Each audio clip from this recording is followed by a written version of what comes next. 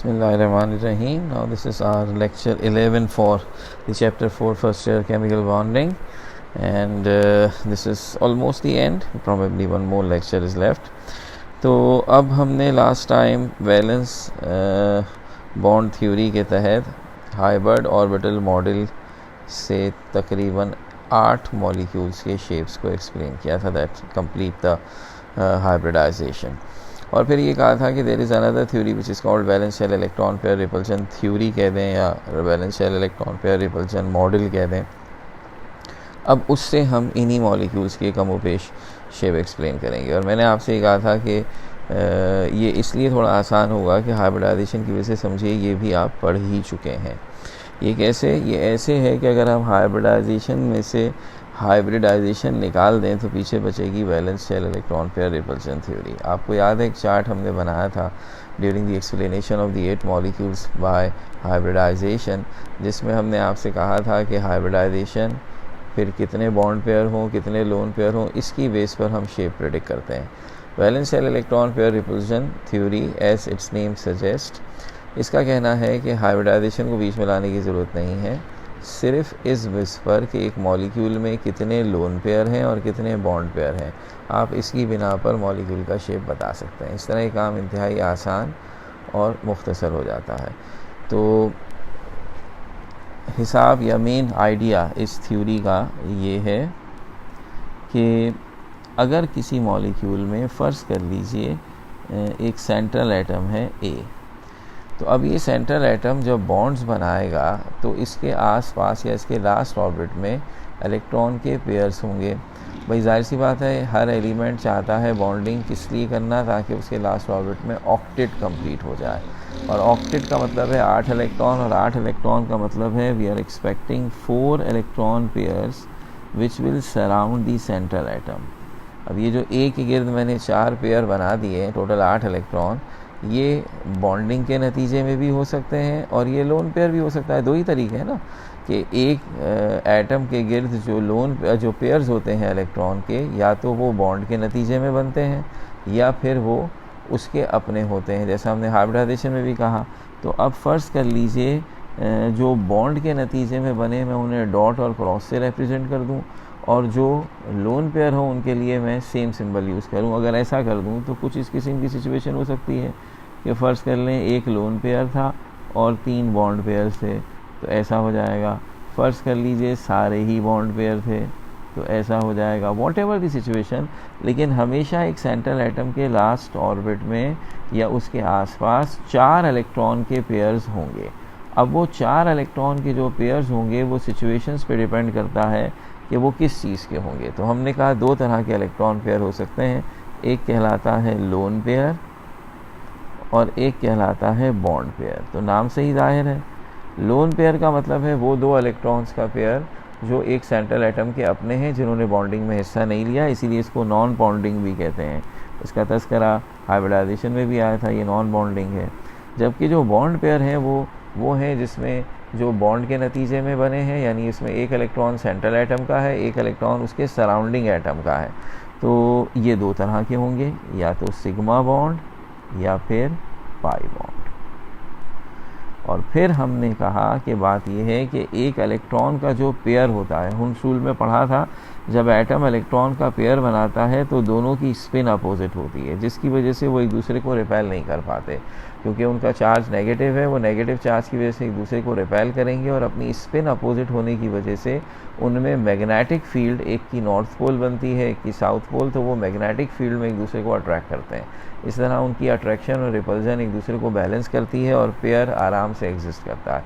तो पेयर के अंदर के 2 इलेक्ट्रॉन्स की रिपल्जन हमारा इशू नहीं है, लेकिन एक इलेक्ट्रॉन का पेयर और दूसरा इलेक्ट्रॉन का पेयर, इसमें भी दोनों नेगेटिव चार्ज हैं, इसमें ये तो एक दूसरे को रिपेल कर सकते हैं। तो इस थ्योरी का मेन आइडिया यही है, valence shell electron pair repulsion theory. यानी किसी भी सेंट्रल एटम के वैलेंस शेल में बॉन्डिंग के बाद जितने इलेक्ट्रॉन पेयर हैं, जब वो एक दूसरे को रिपेल करेंगे तो उससे मॉलिक्यूल के शेप का अंदाज़ा किया जाएगा।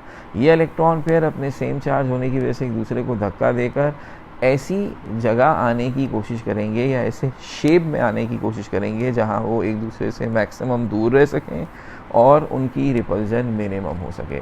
तो एक मॉलिक्यूल ने कौन सा शेप हासिल करना है ये डिपेंड करेगा कि उसके पास जिस किस्म के भी इलेक्ट्रॉन पेयर हैं वो एक दूसरे को किस तरह रिपेल करते हैं और फिर किस शक्ल में रहते हैं। तो अब जहाँ तक पाई बॉन्ड वाले इलेक्ट्रॉन्स का ताल्लुक़ है, ये बात हम पहले भी पढ़ चुके हैं हाइब्रिडाइजेशन में भी, कि पाई बॉन्ड बनाने वाले ऑर्बिटल्स एक दूसरे के पैरेलल होते हैं और वो एक दूसरे को डायरेक्ट रिपेल नहीं कर पाते। इसलिए पाई बॉन्ड के इलेक्ट्रॉन पेयर जो हैं ना वो किसी और इलेक्ट्रॉन पेयर को इफ़ेक्टिवली रिपेल नहीं कर पाता। इसलिए पाई बॉन्ड के बनाने वाले इलेक्ट्रॉन्स हमारे इस खेल में शामिल नहीं हैं। हम इन्हें इनएक्टिव सेट ऑफ इलेक्ट्रॉन कहते हैं, यानी इनकी रिपल्जन से मॉलिक्यूल की शेप पर कोई असर नहीं पड़ता। इसका मतलब है वो इलेक्ट्रॉन के पेयर जिन्हें आप काउंट करेंगे ये बताने के लिए कि कोई भी मॉलिक्यूल क्या शेप हासिल करता है, वो होंगे लोन पेयर और वो होंगे सिग्मा बॉन्ड पेयर। तो how many sigma bond pair and lone pair are there in the molecule, they will decide the shape of the molecule. और हाउ दे विल डिसाइड ये आप ऑलरेडी हाइब्रिडाइजेशन में पढ़ चुके हैं। आपको याद है आपने कहा था sp3 हाइब्रिडाइजेशन में 4 बॉन्ड पेयर हों तो मॉलिक्यूल टेट्राहीड्रल शेप का होता है। अब हम आपसे क्या कह रहे हैं, ये sp3 को मारो गोली। अगर किसी के पास 4 बॉन्ड पेयर हैं वो टेट्राहीड्रल, किसी के पास 3 बॉन्ड पेयर और 1 लोन पेयर है वो पायरामिडल, किसी के पास 2 बॉन्ड पेयर 2 लोन पेयर हैं वो एंगुलर, ये सब वहाँ देख चुके हैं। तो यही एज इट इज़ यहाँ आएगा। और आपका काम अब इतना सिंपल होगा कि आपको मॉलिक्यूल देंगे तो आप सेंट्रल एटम का सिर्फ ये मालूम करने की कोशिश करेंगे उसने कितने बॉन्ड पेयर बनाए हैं सिग्मा बॉन्ड पेयर और उसने कितने लोन पेयर रखे हुए हैं। बस ये तादाद पता चल जाए मॉलिक्यूल का शेप आ जाएगा। तो अब चूंकि ये काम आप देखेंगे भी जब हम कराएंगे, it's so easy and simple और बहुत ही छोटा है, यानी उसके मुकाबले में हाइब्रिडाइजेशन में फिर भी कुछ लिखना पड़ता था, कुछ भी नहीं लिखना पड़ता है। इसलिए ये इम्तिहान में जब आएगा तो उसके मार्क्स भी कम होते हैं और इसीलिए इसकी थ्योरी को सपोर्ट किया जाता है। हाइब्रिडाइजेशन में हम डेफिनेशंस बहुत कम पूछते हैं, हम ज़्यादातर शेप्स ही पूछते हैं, लेकिन जब इस थ्योरी की बारी आती है, इसका सवाल आता है तो बहुत रेगुलरली ऑलमोस्ट हर ऑल्टरनेट ईयर पे हम कहते हैं valence shell electron pair repulsion theory के पॉइंट्स बताइए और फिर उसकी मदद से किसी ना किसी 1-2 मॉलिक्यूल्स का शेप पूछ लेते हैं। तो इसका मतलब है यहाँ थ्योरी के पोस्टुलेट जो मैंने अभी ज़बानी आपको जल्दी बता दिए वो बड़े अहम हैं और वो हम पहले आराम से पॉइंट टू पॉइंट एक डिस्कस करते हैं, फिर उन्हें इस्तेमाल करके मॉलिक्यूल्स के शेप्स पढ़ेंगे। तो आइए हम पहले ये काम करते हैं। Here we have valence shell electron pair repulsion theory कहें या valence shell electron pair repulsion model कहें, that doesn't make any difference. 1940 में सिजबेक और पॉल 2 साइंटिस्ट थे जिन्होंने इस थ्योरी को प्रपोज किया था। पहला पॉइंट वही जो मैंने अभी आपसे कहा, मॉलिक्यूल्स का शेप इस बात पे डिपेंड करता है कि उसके सेंट्रल एटम ने अपने आसपास सराउंडिंग एटम्स के साथ किस किस्म के और कितने बॉन्ड इलेक्ट्रॉन पेयर्स बनाए हैं, यानी सेंट्रल एटम के आसपास कितने और कैसे इलेक्ट्रॉन पेयर हैं। Shape of molecules can be determined by the repulsion between the electron pairs present in the valence shell of central atom. तो सेंट्रल एटम के वैलेंस शेल में जो इलेक्ट्रॉन पेयर हैं उनकी रिपल्जन तय करेगी मॉलिक्यूल का शेप, और ये तय करने के लिए ज़रूरी है कि हमें पता हो कितने इलेक्ट्रॉन पेयर हैं और कौन से इलेक्ट्रॉन पेयर हैं। और वो कितने और कौन से की बात आगे आ गई कि भाई 2 तरह के इलेक्ट्रॉन पेयर्स होते हैं, एक को कहते हैं बॉन्ड पेयर, नाम से ही पता चल रहा है, these are the result of sharing of unpaired electron of central atom with unpaired electron of surrounding atom. ये बॉन्डिंग के नतीजे में बनते हैं और ये 2 तरह की बॉन्डिंग है, एक कहलाती है सिग्मा बॉन्ड, एक कहलाती है पाई बॉन्ड। तो सिग्मा बॉन्ड का जो पेयर है वो एक्टिव सेट कहलाएगा और जो पाई बॉन्ड का है वो इनएक्टिव सेट कहलाएगा। इसका मतलब है सिग्मा बॉन्ड के इलेक्ट्रॉन पेयर कितने हैं इनकी गिनती से मॉलिक्यूल के शेप का ताल्लुक़ है, पाई बॉन्ड कितने हैं उनसे हमारा कोई लेना देना नहीं, उन्हें हम इग्नोर कर देंगे जैसे हम हाइब्रिडाइजेशन में कर देते थे। सो लोन पेयर वो है जो नॉन बॉन्डिंग इलेक्ट्रॉन पेयर है, these are the paired electrons which have not taken part in sharing, they are also called non bonding and they are also considered as active set। ये active set है, हालांकि non bonding है लेकिन इनका हिसाब किताब या इनकी रिपल्जन मॉलिक्यूल की शेप को अफेक्ट करती है। और फिर कॉमन सेंस वाली बात लिखी, being similarly charged that is negative, the electron pairs, the bond pairs as well as the lone pairs repel each other। सारा खेल यही है कि इनकी रिपल्जन तय करेगी what should be the shape of the molecule. Due to the repulsion, electron pairs of central atom try to be as far apart as possible, hence they orient themselves in space in such a manner that their force of repulsion between them is minimized. जो मैंने आपसे कहा, ये electron के pair एक दूसरे को repel करते हैं इस तरह कि एक दूसरे से मैक्सिमम दूरी पे रह सकें और अपनी रिपल्जन को मिनिमाइज़ कर सकें, तो वो शक्ल इनके लिए स्टेबल होती है और उसमें ये एग्जिस्ट करते हैं। तो अब कैसे फैसला हो कि इनकी रिपल्जन से क्या शेप बनना है, तो इसके लिए हमने कहा ये याद रहे तमाम पेयर्स की रिपल्जन सेम नहीं है। जैसे पाई बॉन्ड की तो समझो रिपल्जन है ही नहीं, उसको तो हमने निकाल ही दिया। उसके बाद बचे सिग्मा बॉन्ड और लोन पेयर। तो सिग्मा बॉन्ड पेयर और लोन पेयर की जो रिपल्जन है वो एक जैसी नहीं है। जो लोन पेयर है उसके दोनों इलेक्ट्रॉन सेंट्रल एटम के अपने हैं, इसलिए उनका हक सेंट्रल एटम पे ज़्यादा है, वो ज़्यादा रिपेल करते हैं, और बॉन्ड पेयर उसकी निस्बत थोड़े कम। तो अब जो रिपल्जन का ऑर्डर बनता है वो कुछ इस तरह बना। The force of repulsion between lone pair and bond pair is not the same. The order of repulsion is as follows कि अगर लोन पेयर को रिपेल करे तो ये सबसे ज़्यादा होगी, यानी सबसे ज़्यादा दूर दो लोन पेयर एक दूसरे से होंगे। अच्छा, एक तरफ लोन पेयर हो एक तरफ बॉन्ड पेयर हो, ये इसका ऑर्डर नंबर 2 है, इसकी रिपल्जन दूसरे नंबर पर सबसे ज़्यादा, और निस्बतन सबसे कमज़ोर रिपल्जन है जो बॉन्ड पेयर को देता है। तो ये ऑर्डर को देखकर फिर हमने कहा okay, in case of molecules with double or triple bonds, the pi electron pair are not considered to be an active set of electrons, has not included in the count of total electron pairs. ये मैंने शुरू में भी बता दिया, दोबारा जोर दे दिया है कि याद रहे जिन मॉलिक्यूल्स में डबल या ट्रिपल बॉन्ड होगा इसका मतलब उसमें पाई बॉन्ड होगा, तो पाई बॉन्ड के इलेक्ट्रॉन्स को हम इस पूरे खेल में गिनती में नहीं लेंगे। तो अब मॉलिक्यूल का शेप इस तरह डिपेंड करता है how many lone pairs are there and how many sigma bond pairs are there. तो the shape of molecule depends upon total number of electron pairs which are active, और उसकी summary हम आपके सामने लिख रहे हैं। तो ये वही चार्ट मैंने दोबारा बना दिया, अगर आप याद करेंगे तो आपको खुद अंदाज़ा हो जाएगा। जो हाइब्रिडाइजेशन में लिखा था उस वक्त ये था कि पहला कॉलम में हाइब्रिडाइजेशन भी लिखी जाती थी, कहते थे कि हाइब्रिडाइजेशन sp3 है, sp2 है, sp, और फिर बताते थे बॉन्ड पेयर लोन पेयर कितने हैं। अब हम क्या कह रहे हैं, हमें हाइब्रिडाइजेशन की ज़रूरत नहीं, हम on the basis of bond pair lone pair ही सारा काम कर सकते हैं। तो जब ऐसे ही कर सकते थे तो फिर वहाँ टाइम क्यों जाया करा है हमें खामखाई में हाइब्रिडाइजेशन पढ़ाकर। ये बच्चा तो यही सोचेगा ना, जब ये काम बगैर हाइब्रिडाइजेशन के वैसे ही हो रहा है तो वो क्यों हमने इतना टाइम ज़ाया किया। तो याद रहे हाइब्रिडाइजेशन एक बहुत ही कॉम्प्रिहेंसिव थ्योरी है, और उसमें जो हाइब्रिडाइजेशन का कॉन्सेप्ट है उसकी मदद से सिर्फ शेप और एंगल नहीं हमें पता चलते हैं, हम मॉलिक्यूल्स की बहुत सारी कैरेक्टरिस्टिक्स को भी एक्सप्लेन करते हैं, जिनकी ज़रूरत इंशाल्लाह आपको सेकेंड ईयर की केमिस्ट्री में बहुत ज़्यादा पढ़ने वाली है। लेकिन electron pair repulsion theory simply molecule का शेप बताता है, ये उतनी वसअत के साथ बाकी प्रॉपर्टीज़ को एक्सप्लोर नहीं करता जो हाइब्रिडाइजेशन करती है। इसलिए इसका दायरा कार ये आसान है, लेकिन इसका दायरा कार थोड़ा कम है, यानी ये कम जगहों पर अप्लाई होता है। इसकी मदद से हम मॉलिक्यूल्स के स्ट्रक्चर से रेलेवेंट जो इन्फॉर्मेशन हासिल करते हैं वो बहरहाल हाइब्रिडाइजेशन के मुकाबले में कम है। इसलिए जब हम मॉलिक्यूल्स की प्रॉपर्टीज़ को पढ़ते हैं, जो कि हम सेकेंड ईयर में पढ़ेंगे, तो वहाँ हाइब्रिडाइजेशन का कॉन्सेप्ट हमें ज़्यादा काम आता है। बहरहाल अब आप नोट कर सकते हैं सब कुछ वैसा ही है। अगर बॉन्ड पेयर 4 हो, यानी 4 सिग्मा बॉन्ड बन रहे हों, तो मॉलिक्यूल का शेप टेट्राहीड्रल है, कोई लोन पेयर नहीं है, 109.5 डिग्री एंगल, और वही CH4 और C2H6 इसकी एग्जाम्पल है। अगर 3 बॉन्ड पेयर एक लोन पेयर है, पायरामिडल शेप है, 107 डिग्री एंगल है, और अमोनिया इसकी एग्जाम्पल है। 2 लोन पेयर 2 बॉन्ड पेयर तो एंगुलर और बैंड और वी शेप, और 104.5 डिग्री एंगल, वाटर इसकी एग्जाम्पल। ओवरऑल 3 बॉन्ड पेयर हो, कोई लोन पेयर ना हो, planar trigonal, 120 degree angle, BF3 और C2H4 इसकी एग्जाम्पल। ओवरऑल 2 बॉन्ड पेयर हो, लीनियर स्ट्रक्चर, 180 डिग्री एंगल, और BeCl2 और C2H2 इसकी एग्जाम्पल। यहाँ हम जिन एग्जाम्पल्स पर जोर देंगे एग्जामिनेशन पॉइंट ऑफ व्यू से जो हमसे पूछी जाती हैं वो हैं 5 एग्जाम्पल, और वो हैं CH4, अमोनिया, वाटर, BF3 और BeCl2।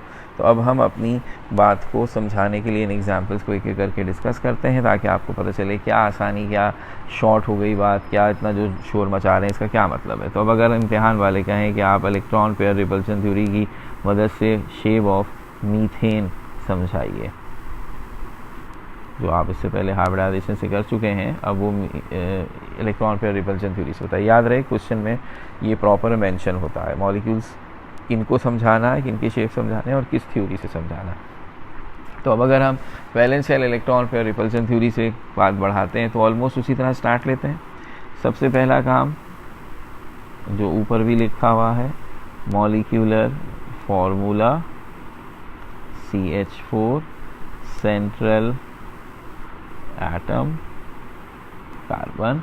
इसके बाद अब एक जुमला लिखा करते थे, shape of methane molecule can be explain in terms of hybridisation in carbon. Obviously अब तो मुझे हाइब्रिडाइजेशन करनी नहीं है, तो why should I write this. मैं डायरेक्ट कार्बन की कॉन्फ़िगरेशन लिखूँ, क्योंकि मुझे दो बातें मालूम करनी है। इस मॉलिक्यूल में कितने बॉन्ड पेयर हैं और कितने लोन पेयर हैं, कितने सिग्मा बॉन्ड पेयर हैं, कितने लोन। पाई बॉन्ड का तो मामला खुद ही निकल जाएगा। देखिए सिग्मा बॉन्ड पेयर का ताल्लुक फिर उसी चीज़ से जो मैंने हाइब्रिडाइजेशन में भी कहा था, सिर्फ ये देखो कि फॉर्मूले में सेंट्रल एटम के साथ डायरेक्ट कितने एटम जुड़े हुए हैं। सेंट्रल एटम कार्बन है, उसके साथ कितने एटम जुड़े हुए हैं, 4। हाइड्रोजन के 4 एटम CH4, तो इसमें 4 सिग्मा बॉन्ड पेयर हैं, किस्सा ख़त्म। अब सिर्फ ये देखना है कि कहीं इसमें कोई लोन पेयर तो नहीं है। अव्वल तो जब 4 पूरे हो गए, 4 से ज़्यादा पेयर तो होते ही नहीं है, इसलिए अंडरस्टूड है कि यहाँ लोन पेयर नहीं होगा। लेकिन सिर्फ ये क्रॉस कन्फर्म करने के लिए कि इधर कोई लोन पेयर तो नहीं है, हमें कार्बन की एक्साइटेड कॉन्फ़िगरेशन लिखनी है, दैट्स इट। तो एक्साइटेड कॉन्फ़िगरेशन शो करके एक तरह से हम ये प्रूफ कर देंगे कि देख लीजिए यहाँ कोई लोन पेयर नहीं है और इसके बॉन्ड पेयर 4 हैं। तो अब आ जाए मॉलिक्यूल का शेप क्या होता। तो हम सेंट्रल एटम का एटॉमिक नंबर 6, और अब हमें याद है कई दफ़ा ये काम हो चुका है, electronic configuration of carbon. It is 1s2 2s2 2p2, जिसको आप कहते हैं ग्राउंड स्टेट, जिसमें आपने हर दफ़ा कहा कि ये है लास्ट ऑर्बिट 2s2 और 2p2, जिसमें s में एक इलेक्ट्रॉन का पेयर है और p में एक px में इलेक्ट्रॉन, एक py में। और इससे पहले कि हम जल्दबाजी में कह देंगे देखिए एक इलेक्ट्रॉन का पेयर नज़र आ गया, हमें याद रखना है कि बॉन्डिंग की जब भी एक्सप्लेन होगी एक्साइटेड स्टेट से होगी, ग्राउंड स्टेट से नहीं होगी। और एक्साइटेड स्टेट में s का ये इलेक्ट्रॉन p के इस खाली ऑर्बिटल में जाता है।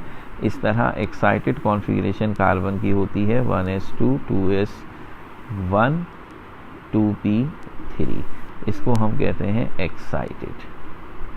और इस एक्साइटेड कॉन्फ़िगरेशन के हिसाब से S में एक इलेक्ट्रॉन है और P में एक px, एक py, एक pz। तो कोई लोन पेयर हमारे पास नहीं है। 4 सिंगल इलेक्ट्रॉन है और इन चारों के साथ 4 हाइड्रोजन सिग्मा बॉन्ड बनाते हैं। तो अब हमारी निशानी ये बनी कि एक्साइटेड कॉन्फ़िगरेशन में हमें किसी भी ऑर्बिटल में लोन पेयर नहीं मिला है, इसलिए अब हम इसकी बुनियाद पर यहाँ लिखेंगे कि लोन पेयर इस मॉलिक्यूल में 0 है। बॉन्ड पेयर कितने हैं वो यहाँ भी नज़र आ रहा है 4, और वो फॉर्मूले से भी नज़र आ रहा है कि कार्बन के साथ 4 हाइड्रोजन लगे हुए हैं, तो 4 बॉन्ड पेयर हैं, which is obviously sigma bond pair. और इन दो बातों की बेस पर हमने अभी अभी चार्ट में बात लिखी कि शेप होना चाहिए टेट्राहीड्रल और एंगल होना चाहिए 109.5। दैट्स इट, कोई फर्दर एक्सप्लेनेशन नहीं है। बेसिकली ये जो 4 बातें हैं ये हैं जिनके इम्तिहान में हमें नंबर मिलने हैं। तो आप डायरेक्ट ये लिख देंगे तो कुछ हम बुरा मानेंगे, बदतमीज़ी कहेंगे कि ये कैसे आपको पता चल गया। इसलिए हम ये थोड़ा सा काम करते हैं, तो फिर डाटा बनाते हैं कि हमने मॉलिक्यूलर फार्मूला मेंशन किया, सेंट्रल एटम, उसकी कॉन्फ़िगरेशन लिखकर ये साबित किया कि यहाँ 4 बॉन्ड पेयर हैं और कोई लोन पेयर नहीं है, इसलिए ये शेप है। जहाँ तक डायग्राम का ताल्लुक है, मीथेन के अंदर या हाइब्रिडाइजेशन में हम हाइब्रिड और ऑर्बिटल बनाते थे और उनकी मदद से शेप बनाते थे। अब चूंकि हाइब्रिडाइजेशन बीच में है ही नहीं, तो मॉलिक्यूल्स का शेप भी बड़े सिंपल तरीके से बनेगा। आप सिर्फ लाइंस ड्रॉ करके बॉन्ड शो करेंगे, और अगर आप ऐसा करेंगे तो हिसाब किताब ये बनेगा कि मीथेन का शेप ऐसे आएगा। अब चूंकि मीथेन का वो टेट्राहीड्रल शक्ल बड़ी मुश्किल होती है स्पेस में बनाना, बहरहाल कोशिश करेंगे इस तरह का आपको आइडिया हो, और ये बन जाएगा मीथेन का मॉलिक्यूल। ये टेट्राहीड्रल शेप से थोड़ी मिलती जुलती शक्ल बनाने की कोशिश की है। ये है 109.5 डिग्री के एंगल, ये सारे वही हैं, मैंने एक की लेबलिंग कर दी। ये डायग्राम बनाने की अगर फ़र्ज़ कर लीजिए हम प्रैक्टिस करना चाहते हैं, तो एक इसका तरीका ये भी होता है कि आप ऐसे XY एक्सिस बनाते हैं ना, ऐसे बना दीजिए, और फिर इसके बाद इनके कोनों को ऐसे जोड़ दीजिए। अब इसमें कहाँ मीथेन है, आप ये जो ओरिजिन बना हुआ था इससे थोड़ा ऊपर कार्बन बनाइए, तो अब ये चारों कोनों पर हाइड्रोजन है। तो अब आप लाइंस, ब्लैक लाइंस के ज़रिए से जोड़ दीजिए, तो ये जो स्ट्रक्चर आपने ब्लैक लाइन से बनाया है, that is the tetrahedral structure. ये एक तरीका है ड्रॉ करने का, तो थोड़ी सी मेहनत करके बना लें, अच्छी बात है, ताकि ऐसी बेहुदा शक्ल ना हो कि वो पता ही ना चले कि आपने टेट्राहीड्रल बनाने की कोशिश की है। सो अब आप देख सकते हैं हाउ ईजी इज़ दिस, इतनी सी एक्सप्लेनेशन है, हर एक में अब ऐसे ही होगा। आइए देखते हैं सेकंड। तो अब हमारा दूसरी एग्जाम्पल हमारी हो गई shape of boron fluoride BF3। फिर वही हिसाब होगा कि molecular formula BF3 central atom B, और अब इसी के ऊपर सारी कहानी चलेगी। तो atomic number of boron is 5, इसकी electronic configuration 1s2 2s2 2p1 which is ground state, जिसके लिए आप फिर ये कहते हैं ये लास्ट ऑर्बिट था। ग्राउंड स्टेट में s में पेयर था और p के 3 में से सिर्फ एक ऑर्बिटल में इलेक्ट्रॉन था, बाकी दोनों खाली थे। और फिर ये बात कही गई कि इसका इलेक्ट्रॉन खाली ऑर्बिटल में से किसी एक में जाएगा एक्साइटेड हालत में। तो एक्साइटेड कॉन्फ़िगरेशन हो गई 1s2 2s1 2p2। ये एक्साइटेड हो गई, इससे पहले भी बन चुकी हैं, आपको याद रहनी चाहिए। और इसके हिसाब से अब s में एक इलेक्ट्रॉन है और p के 3 ऑर्बिटल्स में से 2 में एक इलेक्ट्रॉन है, कभी भी खाली है। तो अब हमें नज़र आ रहा है इस कॉन्फ़िगरेशन से इसमें कोई लोन पेयर नहीं है। कम से कम एक बात तो तय हो गई कि इसमें कोई लोन पेयर नहीं है। और अब बॉन्ड पेयर कितने हैं इसका तो मैंने बड़ा आसान आपको तरीका बताया था कि आपने सिर्फ ये देखना है कि फॉर्मूले में सेंट्रल एटम के साथ कितने एटम्स लगे हुए हैं। तो अब आप खुद देख लीजिए, there are 3 fluorine attach with boron. इसका मतलब है 3 सिग्मा बॉन्ड बनेंगे। वो आप यहाँ से भी शो कर सकते हैं कि ये तीनों ऑर्बिटल्स जो हैं वो 3 फ्लोरीन के साथ 3 सिग्मा बॉन्ड बनाएंगे। इसलिए आपने कहा बॉन्ड पेयर 3, शेप हो गया प्लेनर ट्राइगोनल और एंगल हो गया 120। सिंपल तरीके से मॉलिक्यूल का शेप भी बनेगा और वो ये होगा। कोई हाइब्रिडाइजेशन बनाने की ज़रूरत नहीं। पंखे के 3 पर वाला जो हिसाब था वो ऐसे बनेगा, आसानी से बन जाता है। इसके तीनों एंगल्स 120 डिग्री ऐसे। तो ना शेप बनाने में ज़्यादा मेहनत चाहिए है और ना प्रेडिक्शन में। तो ये दोनों चीज़ें आपके सामने आ रही हैं, आपको अंदाज़ा हो रहा है कि yes it is seems to be smaller and easier. तीसरी एग्जाम्पल देखें अगर हम, तो वो है shape of beryllium chloride which is BeCl2, और इधर भी तरीका वही होगा। अब आप खुद भी कर सकते हैं, कोई ऐसी बात नहीं थी। मॉलिक्यूलर फॉर्मूला हमें दिया गया है BeCl2, सेंट्रल एटम Be। अब इसकी कॉन्फ़िगरेशन एटॉमिक नंबर बेरिलियम का 4 है, उसकी electronic configuration 1s2 2s2 which is ground state. और जब आप इसे लास्ट ऑर्बिट मेंशन करेंगे तो s में 2 इलेक्ट्रॉन, 2s में 2 इलेक्ट्रॉन और 2p तो है ही नहीं, खाली पड़ा हुआ है। और इसीलिए अब हम शो करेंगे एक्साइटेड में 2s का एक इलेक्ट्रॉन 3 में से एक खाली p ऑर्बिटल में चला जाएगा। तो फिर एक्साइटेड कॉन्फ़िगरेशन हो गई 1s2 2s1 2p1। This is excited जो हमें भी चाहिए। तो अब इस एक्साइटेड स्टेट के हिसाब से एक इलेक्ट्रॉन s में है 2s में, और 2p के 3 में से एक p ऑर्बिटल में एक इलेक्ट्रॉन है। तो कोई लोन पेयर नहीं है, साफ दिखाई दे रहा है। एक दफ़ा फिर लोन पेयर 0। बॉन्ड कितने बन रहे हैं भाई? जितने इलेक्ट्रॉन अनपेयर्ड इलेक्ट्रॉन आपको नज़र आ रहे हैं या जितने एटम बेरिलियम के साथ अटैच हैं 2 क्लोरीन, सो बॉन्ड पेयर 2 हैं। तो 2 बॉन्ड पेयर हो, लोन पेयर कोई भी ना हो, शेप होता है लीनियर और एंगल होता है 180। तो इस हिसाब से मॉलिक्यूल के शेप को ऐसे बनाया जाएगा, बिल्कुल सीधा, और क्लोरीन अपोजिट डायरेक्शन में बेरिलियम के, और the angle is 180। So simple. तो ये 3 शेप हो गए, एक sp3, एक टेट्राहीड्रल, एक प्लेनर ट्राइगोनल, एक लीनियर। अब वो रह गए जिसमें लोन पेयर होते हैं, तो उनकी भी बात कर ली जाए। Shape of ammonia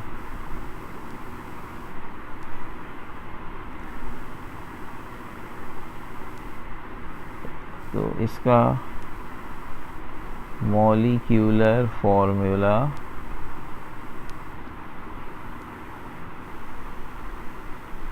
NH3, shape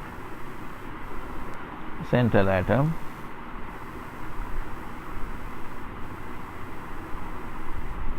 nitrogen. अब नाइट्रोजन का एटॉमिक नंबर 7 है, और उसकी जब इलेक्ट्रॉनिक कॉन्फ़िगरेशन लिखेंगे तो आपको एक बात और भी याद आ जाएगी कि यहाँ ग्राउंड और एक्साइटेड दोनों एक जैसी होती हैं, बताने की भी ज़रूरत नहीं रहती, क्योंकि ये होगा 1s2 2s2 2p3।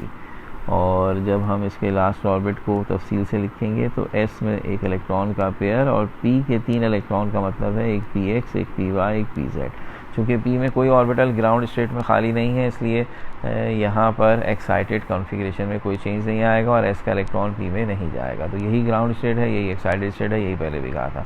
तो अगर ऐसा है तो अब आपको साफ दिखाई दे रहा है कि यहाँ तो एक लोन पेयर मौजूद है s के अंदर, तो इसका मतलब ये हुआ लोन पेयर 1। और अब बॉन्ड पेयर कितने होंगे? जितने एटम नाइट्रोजन के साथ अटैच हैं वो कितने हैं? 3 हाइड्रोजन अटैच हैं, 3 बॉन्ड पेयर हो गए। तो फिर शेप क्या हो गया? पायरामिडल, और एंगल हो गया 107। अब एक छोटी सी बात लिखेंगे, since repulsion of lone pair is greater than bond pair, angle reduces to 107 degree, वरना तो 109.5 होता है। शेप बहरहाल आप बहुत ही सिंपल तरीके से ऐसे बना देंगे, 3 हाइड्रोजन्स ऐसे और उनका लोन पेयर उसकी शक्ल ऐसे। तो जो एंगल्स हैं वो ये हैं 107 डिग्री वाले।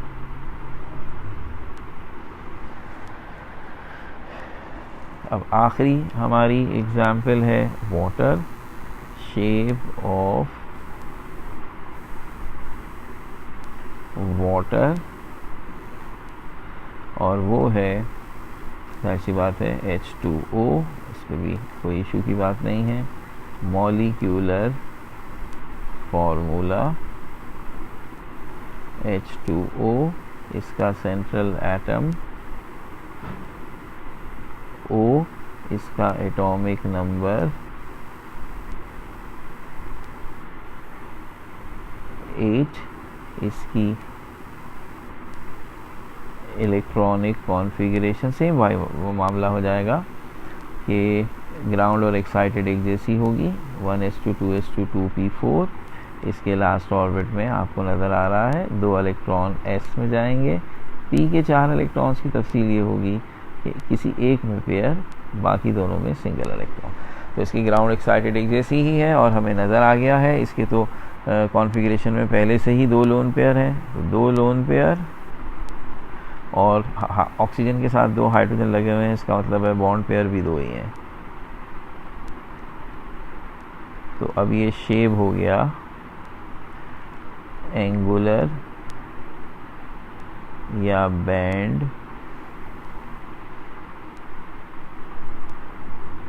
या वी शेप्ड, और एंगल 104 डिग्री, जिसके लिए 104.5, जिसके लिए आप कहेंगे since repulsion of lone pair greater than bond pair, angle reduces to 104.5। और शक्ल ऐसे बनाएंगे हम, उल्टा V है और यहाँ इसके हम इलेक्ट्रॉन के लोन पेयर शो कर देंगे। This is the 104.5। सो ये हमारे सामने तमाम शेप्स हो गए और अब हमें अंदाज़ा हो गया कि इस थ्योरी की मदद से शेप समझाना रिलेटिवली आसान था। आप अच्छी तरह 5 ईयर या 20 ईयर्स देख लें, दो बातें नज़र आएंगी। बहुत कम ऐसा हुआ है जब इसका सवाल ना पूछा जाए, यानी अगर आप हाइब्रिडाइजेशन उसको दोनों को मिला लें तो मेरे ख्याल में आज तक कभी भी ऐसा नहीं हुआ कि सवाल ना आए। ऐसा 2-1 दफ़ा हुआ है कि उन्होंने या तो सिर्फ हाइब्रिड ऑर्बिटल मॉडल पूछा है या सिर्फ valence shell electron pair repulsion, वरना ज़्यादातर 2 सवाल होते हैं। हाइब्रिड से अलग एक्सप्लेनेशन होती है और इलेक्ट्रॉन पेयर रिपल्शन थ्योरी से अलग होती है। 1 या 2 मॉलिक्यूल्स आप EPRM से समझाते हैं और 1 या 2 मॉलिक्यूल हाइब्रिड ऑर्बिटल मॉडल से समझाते हैं। कंपलसरी क्वेश्चन होता है। तो फिर मैं वही बात याद दिला दूंगा, कोशिश इसमें की है समझाने की। जाहिर सी बात है, अब वीडियो लेक्चर्स में जिस तरह से जो बेहतर तरीका या मैक्सिमम अच्छा हो सकता है वो कोशिश की गई है, लेकिन आप यूँ समझ लीजिए कि इनके अलावा चूँकि कोई और मॉलिक्यूल नहीं आना है, तो अगर आप इसे याद भी कर लेंगे तो भी आपका मसला हल हो जाएगा। आखिरी चीज़ इस चैप्टर की एक छोटी सी डेफिनेशन है जिसका नाम है हाइड्रोजन बॉन्डिंग। तो अब हम चाहेंगे वो भी अभी कर लें इसी लेक्चर में, तो हमारा चैप्टर पूरा ख़त्म हो जाएगा। Hydrogen bonding.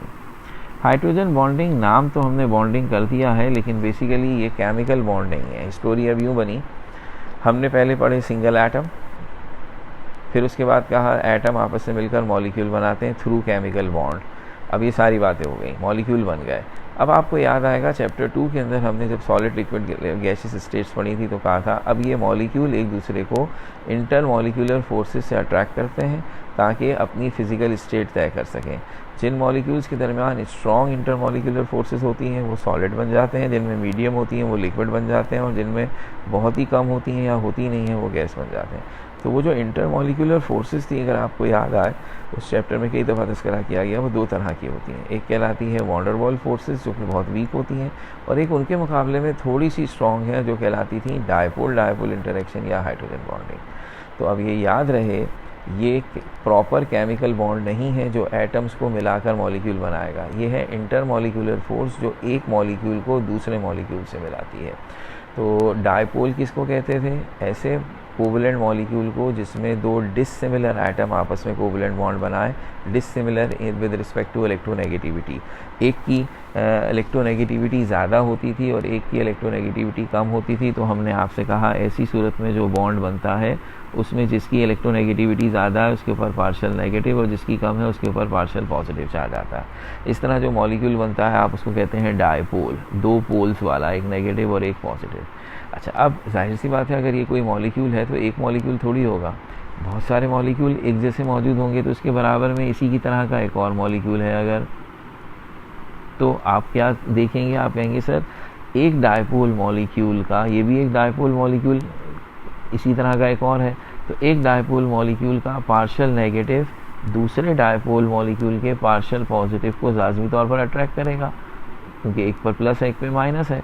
तो ये जो अट्रैक्शन एक डायपोल को दूसरे डायपोल मॉलिक्यूल के साथ जोड़ने की कोशिश करेगी, ये ना इलेक्ट्रॉन ट्रांसफ़र है ना ये इलेक्ट्रॉन शेयरिंग है, ये केमिकल बॉन्ड नहीं है। ये इस वजह से है कि एक मॉलिक्यूल पे डायपोल बॉन्ड की वजह से नेगेटिव या पॉजिटिव चार्ज है और दूसरे पर भी है, तो दोनों के सेम चार्जेस एक दूसरे को रिपेल करेंगे और अपोजिट अट्रैक्ट करेंगे। तो जिस फोर्स से एक डायपोल दूसरे डायपोल मॉलिक्यूल को अट्रैक्ट करता है उसका नाम हमने रखा है डायपोल इंटरेक्शन। नाम में तुक बनती है, ठीक है ना। अच्छा, तो ये है डायपोल इंटरेक्शन। अच्छा, अब हाइड्रोजन बॉन्डिंग कहाँ से आई? हमने कहा देखिए डायपोल डायपोल इंटरेक्शन की सबसे बुनियादी वजह बनती है कि मॉलिक्यूल पोलर हो, यानी उसमें ऐसे दो एटम बॉन्ड बनाए जिनकी इलेक्ट्रोनेगेटिविटी में डिफरेंस हो और वो स्ट्रॉन्ग पोलर बनाए। अमूमन जो non metallic element strong polar bonds बनाने में सबसे ज़्यादा आगे होता है वो है हाइड्रोजन। हाइड्रोजन अमूमन बहुत ही स्ट्रॉन्ग पोलर बॉन्ड बनाता है, इसलिए ऐसी डायपोल डायपोल इंटरेक्शन जिसमें हाइड्रोजन इन्वॉल्व हो वो हाइड्रोजन बॉन्डिंग कहलाती है। यानी अगर हमारे डायपोल मॉलिक्यूल जिसको हमने अभी ए बी और ए बी से जाहिर किया है, इसमें से ए या बी में से कोई एक एटम हाइड्रोजन हो तो फिर इस डायपोल डायपोल इंटरेक्शन को हम हाइड्रोजन बॉन्डिंग कहेंगे। तो हाइड्रोजन बॉन्डिंग एक तरह से डायपोल डायपोल इंटरेक्शन की एक स्पेशल एग्जाम्पल है। तो आइए अब हम इसकी डेफिनेशन लिखते हैं। Here the definition is, first छोटी बात की कि it is the dipole dipole interaction in which hydrogen is involve. बात समझाने के लिए बहुत अच्छी है, लेकिन दैट्स बात एग्जाम में हमारी कोशिश होती है कि हम ज़रा वाज़े और डिटेल डेफिनेशन लिखें, इसलिए सेकंड वन इज़ बेटर। इसमें पूरी कहानी की समरी आ जाएगी कि इंटरमॉलिक्यूलर फोर्स है सबसे पहली बात, जो मॉलिक्यूल्स और मॉलिक्यूल्स के बीच में पाई जाती है। इंटरमॉलिक्यूलर फोर्स अराइजेस, ऐसी इंटरमॉलिक्यूलर फोर्स जो उस वक्त आती है जब when hydrogen bonded to an electronegative atom like fluorine oxygen chlorine nitrogen. हमने मेंशन कर दिया कि कंसीडरेबल हाइड्रोजन बॉन्डिंग उस वक्त होती है जब हाइड्रोजन किसी ऐसे एटम के साथ मिले जिसके साथ उसकी इलेक्ट्रोनेगेटिविटी का डिफरेंस ज़्यादा है, और ऐसे चार लीडिंग एलिमेंट हैं, फ्लोरीन ऑक्सीजन क्लोरीन नाइट्रोजन। जब हाइड्रोजन इन चारों में से किसी एक के साथ कोवलेंट बॉन्ड बनाता है तो नतीजा ये होता है कि बड़ा ही स्ट्रॉन्ग पोलर बॉन्ड बनता है, हाइड्रोजन के ऊपर पार्शियल पॉजिटिव चार्ज आता है और जो भी एटम इन चारों में से है उसके ऊपर पार्शियल नेगेटिव आता है। तो अब क्या होता है, is weekly attracted by electronegative atom of neighbouring molecule. तो वो हाइड्रोजन जो किसी इलेक्ट्रोनेगेटिव एटम लाइक फ्लोरीन से मिला है और उसके ऊपर पार्शियल पॉजिटिव चार्ज आ गया है, तो वो अपने बराबर में मौजूद दूसरे मॉलिक्यूल के फ्लोरीन के साथ इसलिए अट्रैक्शन रखेगा कि उसके ऊपर पार्शियल नेगेटिव चार्ज है, और इस किस्म की अट्रैक्शन कहलाएगी हाइड्रोजन बॉन्डिंग या प्रोटॉनिक ब्रिज। जैसे ये मैं एग्जाम्पल में आपको दिखा रहा हूँ, हाइड्रोजन के बारे में कहा गया कि वो किससे मिले, फ्लोरीन ऑक्सीजन क्लोरीन नाइट्रोजन, तो उसमें से मैंने फ्लोरीन से मिला दिया। तो क्या होगा जब हाइड्रोजन एक इलेक्ट्रोनेगेटिव एटम लाइक फ्लोरीन के साथ कोवलेंट बॉन्ड बनाएगा, hydrogen being less electronegative becomes partial positive and fluorine being more electronegative becomes partial negative. अच्छा, ये एक मॉलिक्यूल हो गया। अब मैंने कहा कि ये जो हाइड्रोजन फ्लोराइड का मॉलिक्यूल है, ये एक और बना देता हूँ यहाँ पर। तो अब ऐसे बहुत सारे हाइड्रोजन फ्लोराइड के मॉलिक्यूल होंगे, तो एक हाइड्रोजन फ्लोराइड के मॉलिक्यूल का हाइड्रोजन जो यहाँ आपके सामने आपको नज़र आ रहा है will attract the fluorine of the neighbouring molecule, क्योंकि इसके ऊपर पार्शियल नेगेटिव है, इसके ऊपर पार्शियल पॉजिटिव है, ये दोनों एक दूसरे को अट्रैक्ट करेंगे। जैसे मैंने पीछे वाले एग्जाम्पल में ए और बी करके दिखाई थी तो भी यही बात कही थी, अब उसमें हाइड्रोजन बीच में आ गए हैं। तो हमने कहा एक पोलर मॉलिक्यूल का पॉजिटिव चार्ज रखने वाला आइटम जो कि है हाइड्रोजन, वो दूसरे पोलर मॉलिक्यूल के नेगेटिव चार्ज रखने वाले एटम को उसके पार्शियल नेगेटिव चार्ज की वजह से अट्रैक्ट करेगा। इस तरह हाइड्रोजन दो फिलोरीन्स के साथ इंटरेक्शन रखे हुए, एक के साथ उसने प्रॉपर बॉन्ड बनाया हुआ है कोवलेंट बॉन्ड, दूसरे के साथ उसका प्रॉपर बॉन्ड नहीं है, इसलिए उसे डॉटेड लाइन से जाहिर किया गया कि ये कोवलेंट बॉन्ड के मुकाबले में वीक फोर्स है, और ये फ्लोरीन के साथ इसलिए है क्योंकि उसके ऊपर पार्शियल चार्ज है। तो ये पार्शियल चार्जेस की है और ये प्रॉपर कोवलेंट बॉन्ड है जो दूसरी तरफ सिंगल लाइन से शो किया गया है। तो इसको हम कहेंगे हाइड्रोजन बॉन्डिंग या प्रोटॉनिक ब्रिज, और उसकी वजह हाइड्रोजन साहब की इन्वॉल्वमेंट हो गई। ठीक हो गई बात। अमूमन इम्तिहान में डेफिनेशन पूछी जाती है, अलबत्ता इसके साथ चंद छोटी छोटी चीज़ें और आ जाती हैं कभी कभी रीज़न्स के तौर पर। तो वो कौन कौन से छोटे छोटे रीज़न्स आ सकते हैं वो अब हम यहाँ पर आपके सामने लिख देते हैं, तो ये बात पूरी हो जाएगी। So here we have the first thing, hydrogen bonding जिन कंपाउंड्स में होती है वो एबनॉर्मल फिजिकल प्रॉपर्टीज़ शो करते हैं। इसलिए सबसे इंपॉर्टेंट एक छोटी सी चीज़ कभी एक्सप्लेनेशन में या ब्लैंक्स में पूछ ली जाए कि हाइड्रोजन बॉन्डिंग का इफेक्ट फिजिकल प्रॉपर्टीज़ पे, तो the hydrogen bonding greatly affect the physical properties of molecules and which physical properties the most importantly melting and boiling point. यानी जिन मॉलिक्यूल्स में हाइड्रोजन बॉन्डिंग है वो अपने जैसे सिमिलर मॉलिक्यूल्स जिनमें हाइड्रोजन बॉन्डिंग नहीं है उनके मुकाबले में abnormally high melting boiling point show करते हैं। जैसे वाटर H2O और एक मॉलिक्यूल और होता है H2S। ऑक्सीजन और सल्फ़र चूँकि पीरियोडिक टेबल के एक ही ग्रुप में है, सो ये एक जैसे कंपाउंड माने जाते हैं, लेकिन सल्फ़र और हाइड्रोजन के दरमियान इलेक्ट्रोनेगेटिविटी का डिफरेंस इतना ज़्यादा नहीं होता, तो उसमें हाइड्रोजन बॉन्डिंग ना होने के बराबर है। और वाटर में बहुत स्ट्रॉन्ग है, तो वाटर का बॉइलिंग पॉइंट जितना होना चाहिए था, अगर वाटर में हाइड्रोजन बॉन्डिंग ना होती तो वाटर का बॉइलिंग पॉइंट जो कि वैसे 100 होता है वो 0 डिग्री होना चाहिए था। यानी अगर अल्लाह ताला हाइड्रोजन बॉन्डिंग नहीं बनाता तो पानी 0 डिग्री पे बॉयल हो जाता, मतलब रूम टेम्परेचर पर पानी गैस होता। पानी के रूम टेम्परेचर पर लिक्विड होने और इतने हाई बॉइलिंग पॉइंट की वजह ही उसमें मौजूद हाइड्रोजन बॉन्डिंग है। So melting and boiling point of compounds containing hydrogen bonding like HF, water, ammonia are exceptionally high. इसके बाद फिर आपने चैप्टर 2 में जो लिक्विड्स का सेक्शन पढ़ा था, विस्कोसिटी सरफेस टेंशन वाला, उसमें भी तस्करा आया था। तो डेंसिटी, विस्कोसिटी और सरफेस टेंशन ऐसे लिक्विड्स की जिसमें हाइड्रोजन बॉन्डिंग होती है वो एक्स्ट्राऑर्डिनरी हाई होती है। फिर एक रीज़न इम्तिहान में बहुत आता है, इसलिए मैंने वो यहाँ लिख दिया। वो ये है कि although fluorine is more electronegative than oxygen, water has higher melting point boiling point than HF। अमूमन जैसा कि हमने कहा हाइड्रोजन बॉन्डिंग की वजह है पोलैरिटी, और पोलैरिटी होती है डिफरेंस ऑफ इलेक्ट्रोनेगेटिविटी की वजह से। तो एक जनरल बात यह है कि जिन दो एटम्स के दरमियान इलेक्ट्रोनेगेटिविटी का डिफरेंस ज़्यादा होगा उनका हाइड्रोजन बॉन्ड स्ट्रॉन्ग होगा, लेकिन ये बात हर जगह सही नहीं होती। जैसे फ्लोरीन सबसे ज़्यादा इलेक्ट्रोनेगेटिव एटम है, जब फ्लोरीन हाइड्रोजन के साथ बॉन्ड बनाए तो बनाता है HF, तो HF की हाइड्रोजन बॉन्डिंग सबसे ज़्यादा होनी चाहिए। और वाटर में चूँकि ऑक्सीजन और हाइड्रोजन के दरमियान इलेक्ट्रोनेगेटिविटी का डिफरेंस फ्लोरीन वाले मुकाबले में कम है, तो उसकी हाइड्रोजन बॉन्डिंग थोड़ी वीक होनी चाहिए। लेकिन फैक्ट ये है कि हाइड्रोजन फ्लोराइड की हाइड्रोजन बॉन्डिंग निस्बतन वीक है और वाटर की स्ट्रॉन्ग है, इसलिए वाटर का बॉइलिंग पॉइंट ज़्यादा है और HF का बॉइलिंग पॉइंट कम है। तो उसकी वजह बड़ी सिंपल है कि भाई सीधी सी बात है, HF के फॉर्मूले में नज़र आ रहा है 1 hydrogen is attached with 1 fluorine, तो एक मॉलिक्यूल में एक पोलर हाइड्रोजन है और वो एक हाइड्रोजन बॉन्डिंग कर सकता है। वाटर के फॉर्मूले में H2O है, 2 हाइड्रोजन है। वाटर 2 पोलर हाइड्रोजन रखता है और उसका मॉलिक्यूल 2 जगह से पोलर बॉन्ड के ज़रिए हाइड्रोजन बॉन्डिंग बनाता है। तो पानी के मॉलिक्यूल में हर पानी के मॉलिक्यूल ने 2 हाइड्रोजन बॉन्ड्स बना रखे हैं, तो जिसकी वजह से उसका ओवरऑल इम्पैक्ट जो है वो हाइड्रोजन फ्लोराइड के मुकाबले में ज़्यादा स्ट्रॉन्ग होता है, जिसमें सिर्फ एक हाइड्रोजन बॉन्ड होता है। So hydrogen atom has 2 non bonding pairs of electron and there are 2 polar hydrogen atoms present enabling their 3-dimensional bonding, whereas in hydrogen fluoride there is only 1 polar hydrogen bond and there is only therefore only possible for chains of limited length to form। तो मुख्तसर बात ये हो गई कि hydrogen fluoride में एक polar hydrogen और हर मॉलिक्यूल एक हाइड्रोजन बॉन्डिंग के साथ खुद को इंगेज किए हुए। वाटर में 2 हाइड्रोजन बॉन्ड हैं, इसलिए पूरा मॉलिक्यूल 2 जगह से हाइड्रोजन बॉन्डिंग करके 3-dimensional नेटवर्क बनाता है, जिसमें हर का मॉलिक्यूल बड़ी मजबूती से दूसरे के साथ जुड़ जाता है। और फिर एक छोटी सी मशहूर सी बात है एनॉमलस एक्सपेंशन। वाटर आपने 9th 10th सब में पढ़ी थी, और ओवरऑल कहा जाएगा एनॉमलस बिहेवियर ऑफ वाटर के पानी का बिहेवियर थोड़ा सा एबनॉर्मल हो जाता है, specially between 0 to 4 degree centigrade. अगर हम पानी को 0 से 4 डिग्री सेंटीग्रेड तक गर्म करें तो उसूलन गर्म करने पर चीज़ों को फैलना चाहिए, एक्सपेंड होना चाहिए, मगर पानी कॉन्ट्रैक्ट होता है। और इसी तरह 4 से 0 डिग्री सेंटीग्रेड पर अगर पानी को ठंडा किया जाए तो उसूलन उसे कॉन्ट्रैक्ट होना चाहिए, वो एक्सपेंड होता है। ये पानी का एबनॉर्मल बिहेवियर है, जिसको हम एनॉमलस बिहेवियर कहते हैं। So when water is heated from 0 to 4 degree centigrade it contracts and when cooled from 4 to 0 degree centigrade it expands. This is called anomalous behaviour of water. और ये क्यों होता है? इसलिए कि 0 से 4 डिग्री सेंटीग्रेड के बीच में हाइड्रोजन बॉन्ड्स बन रहे होते हैं, इसलिए पानी का बिहेवियर थोड़ा सा एबनॉर्मल हो जाता है। तो ये सारी छोटी छोटी सी बातें हमने आपसे करनी थी, और ये पूरा चैप्टर नंबर 4 यहाँ पर ख़त्म हो गया।